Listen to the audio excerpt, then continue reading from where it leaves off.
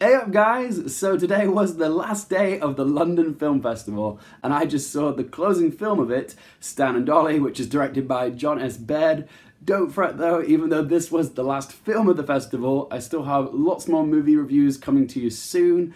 I'm absolutely drowning in movies right now, but there's plenty more content coming to you over the next few weeks. Anywho, back to Stan and Ollie. This film is a loving biopic dramedy about the world's most legendary double act, Laurel and Hardy. Their last names have been cemented in comedic history, which is why the title of this film, Stan and Ollie, suggests that this is more of an introspective look at the personal lives of the two kings of slapstick. Stepping into their shoes, we have Steve Coogan as Stan Laurel and John C. Reilly as Oliver Hardy. The film starts in 1937 in Culver City, California, with a zoom out from Laurel and Hardy's famous iconic bowler hats.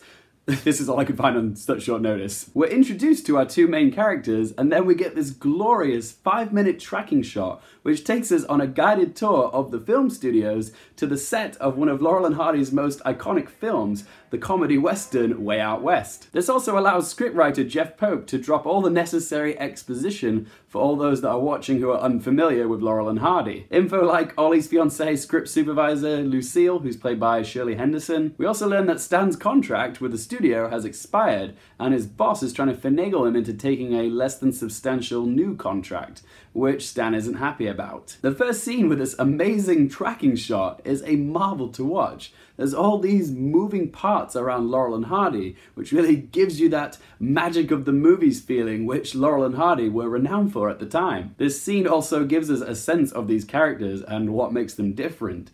Laurel is more stubborn and prideful, and Hardy is sweet, gentle, and more cooperative. Coogan and Reilly truly live in these characters. Their body language and mannerisms are spot on, and their Laurel and Hardy dynamic is flawless. The film then jumps forward 16 years to 1953, and the boys embark on a tour of the UK's theatre scene. Their careers have long since peaked, and it would appear from the lack of attendance that the post-war British public scarcely show an interest in these Hollywood legends now. So the rest of the plot sees them trying to step back into the spotlight. So what did I think of Stan and Ollie? Well, let's start off with the positives. First of all, the performances all around are terrific. Coogan and Reilly are magnificent. A lot of love, care, and respect has gone into their portrayals of two comedy legends. The skit reenactments are joyful to watch, like the railway swing door routine, or the eggs and nuts hospital bit, and even the closing dance number at the end of this film is spotless. Laurel and Hardy came as a pair. You can't have one without the other. And what they had together as an act was like lightning in a bottle. It's unique and unreplicable. However, Coogan and Reilly sprucely recreate this dynamic. They tap into their energies and spirit.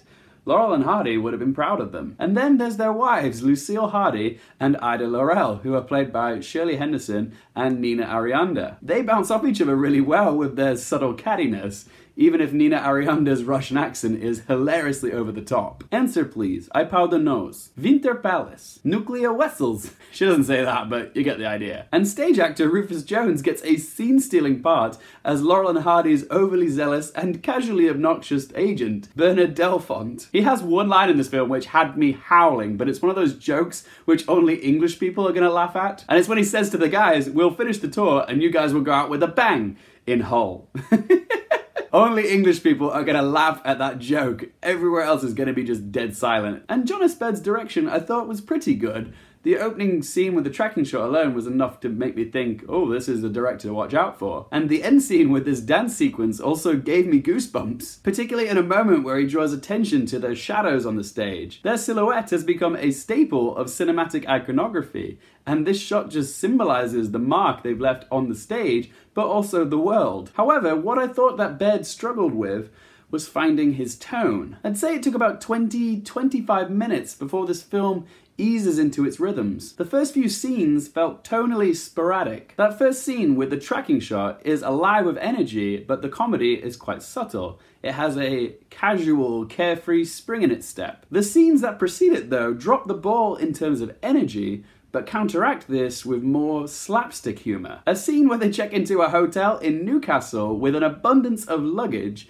feels quite wacky and is a considerable jump in comedic style from the opening scene. So it does feel slightly jarring. However, the film finds its groove when Laurel and Hardy agree to do publicity on their tour. It finds its footing at this point, and the remainder of the film feels much smoother. And before I go into my negatives, there's one more excellent positive to note, and that is the makeup and prosthetics, particularly on John C. Reilly. After I came out of the screening, I had to Google if John C. Reilly intentionally put on weight for this role, but it turns out it was just very convincing prosthetics and a fat suit, similar to Gary Oldman in Darkest Hour. Okay, so now for my negatives.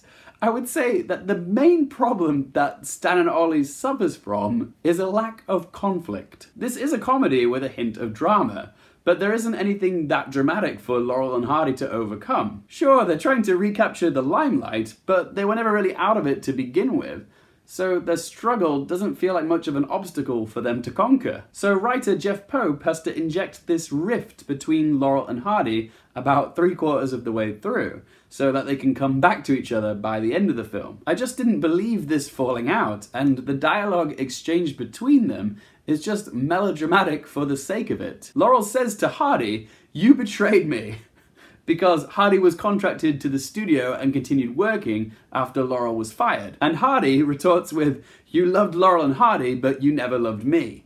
Even in the heat of the argument, I still didn't buy it. It just feels like Jeff Pope is grasping at straws to find some conflict, so it leaves the film feeling a little bit unseasoned. In the end, guys, I still thought that Stan and Ollie was a charming enough, albeit forgettable yarn. But at the very least, hopefully what this film does is introduce a new generation to Laurel and Hardy, two of history's greatest comedians. Okay, so let's ask those 3 questions.